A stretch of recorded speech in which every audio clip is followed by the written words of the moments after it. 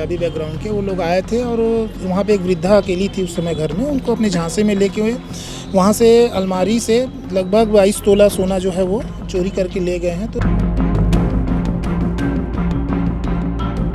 ढाबा चलाता सिंघाना गुरु नानक ढाबा, तो मेरा ढाबा तोड़ दिया गया था। फिर उसके बाद में मैं सरकारी काम के लिए बहुत मांग करी, मुझे सरकारी काम मिला नहीं। उसके बाद में मैं बेरोजगार बहुत था, कंट्रोल में चावल उबाल के खाए मेरे बच्चों ने। उसके बाद में मैं बेरोजगार। 2 आरोपियों को गिरफ्तार किया गया था। ये चोरी का ये पहला इनका वारदात था, इससे भी पहले पूर्व में इन्होंने कुछ ऐसे कांड किए हुए थे। ये दोनों रिश्तेदार हैं, मामा भांजा एक रिश्ते में लगते हैं और इन लोग का काम यही है। नमस्कार, मैं ईशा साहू और इस वक्त आप देख रहे हैं केपी न्यूज़। और एक ऐसे मामले के साथ में आज मैं सामने आई हूं जहां पर कुछ 2 युवकों के द्वारा जो है पहले रेकी की गई और रेकी करने के बाद में घर पर एक बुजुर्ग महिला को अकेले पाया गया और उसकी जो है बेबसी का सहारा 2 युवकों ने उठा लिया और घर के 22 तोला सोना जो है पार कर दिया गया।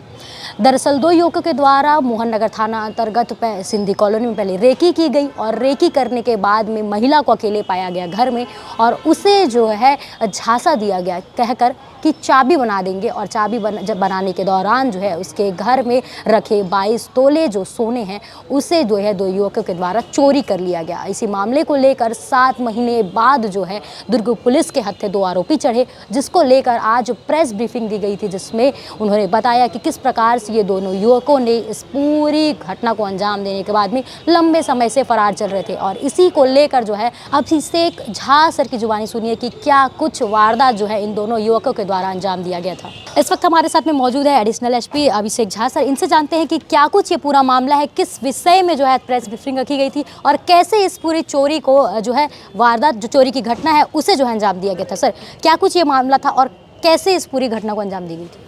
ये घटना जो है 5 अगस्त 2024 की है। थाना मोहन नगर के अंतर्गत सिंधी कॉलोनी है। वहाँ पे एक हमारे के यहाँ थाने में रिपोर्ट आई थी कि वहाँ पे कोई 2 जो है वो जो सिख थे, वो पंजाबी बैकग्राउंड के, वो लोग आए थे और वहाँ पे एक वृद्धा अकेली थी उस समय घर में। उनको अपने झांसे में लेके हुए वहाँ से अलमारी से लगभग 22 तोला सोना जो है वो चोरी करके ले गए हैं। तो तत्काल पुलिस ने FIR दर्ज किया था क्योंकि मामला बहुत बड़ा था।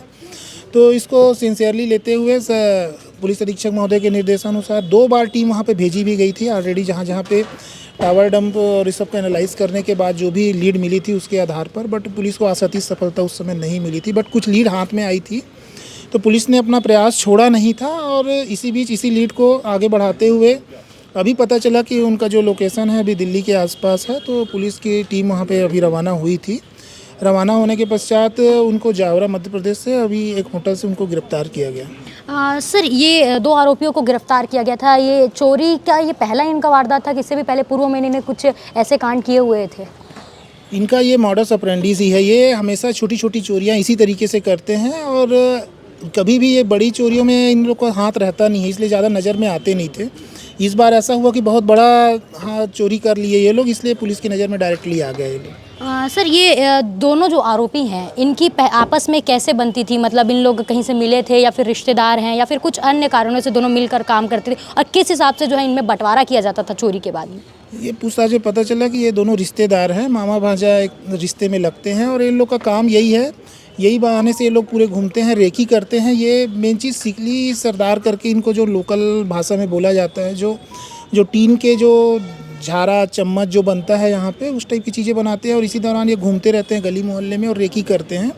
और जैसे ही उनको लगता है कि उचित है वहाँ पे काम करना तो वो ऐसे अंजाम देके चले जाते हैं। जी, तो आपने सुना कि किस प्रकार से दोनों मामा भांजा जो थे सिंधी परिवार में घुसे थे, चाबी बनाने के लिए ये गए हुए थे और उसी दौरान जब है इन्होंने मौका देखा और मौका देखने के बाद में वहाँ के जितने भी जेवरात थे, सोने के जेवरात थे, उन्होंने साफ़ कर दिए थे। और इसकी जब जानकारी दुर्ग पुलिस को मिली तब जो है लगातार उन्होंने कार्रवाई की और कार्रवाई करने के बाद में इनकी लीड जो है दिल्ली में मिली और वहाँ मिलने के बाद में आज जो है दोनों आरोपियों को प्रेस ब्रीफिंग के दौरान पेश किया गया और बताया गया कि किस प्रकार से इन दोनों ने इस पूरी घटना को जो है अंजाम दिया था।